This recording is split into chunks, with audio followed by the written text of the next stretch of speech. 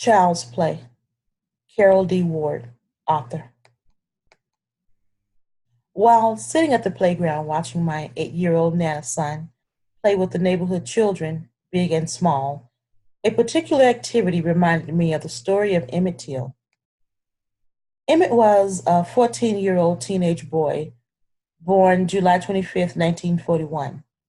He was murdered by two white males, unworthy of being called men, due to hatred and racism on August 28th, 1955, in Money, Mississippi.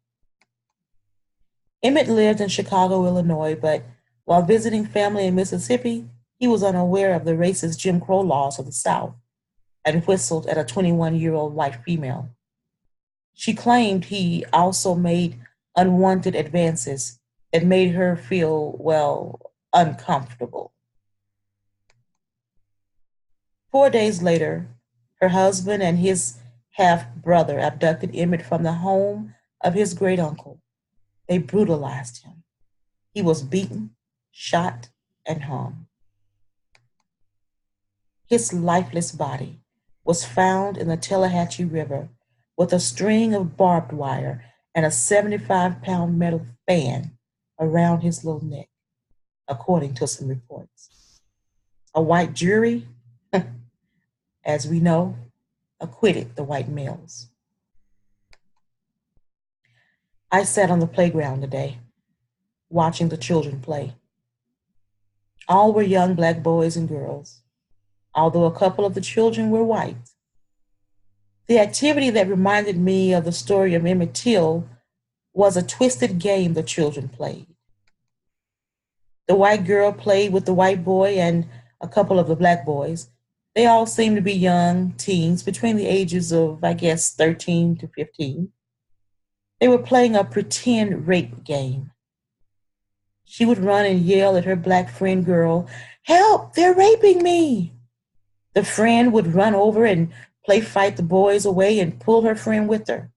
They played this game over and over and over again.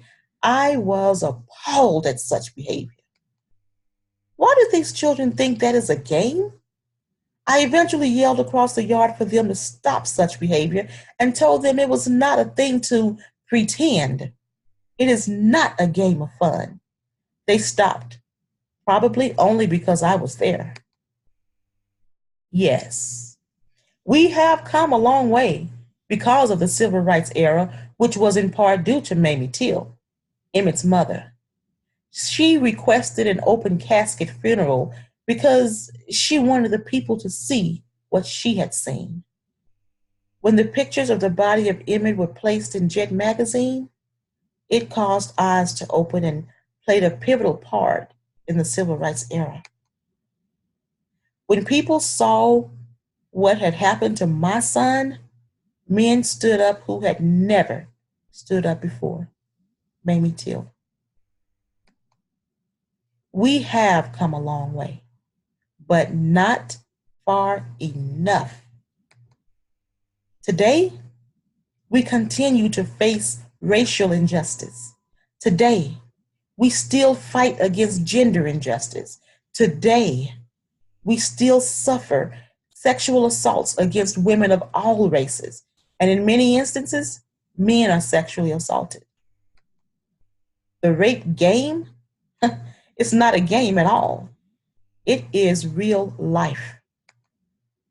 Sunday, May 13th, 2018, Mother's Day. The event today caused me to think of Mamie Till and the torment her soul endured for possibly a lifetime.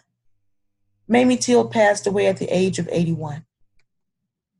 A mother, forced to identify the body of her 14-year-old baby beaten, shot, lynched, and dumped in a river as if he was garbage. A mother who lived all her life without her son because of the lie of a white woman in a deep racist state that they weren't even a citizen in. A mother with the heart to speak about forgiveness because she knew the power it held. Forgiveness. Mamie Till knew forgiving was for her own soul, and not for the 3 murderers who killed her baby boy. Today, I think of you, Mamie Till, and I'm sure your soul is finally resting in peace along with your baby boy. His death was not in vain. We still remember. We still remember.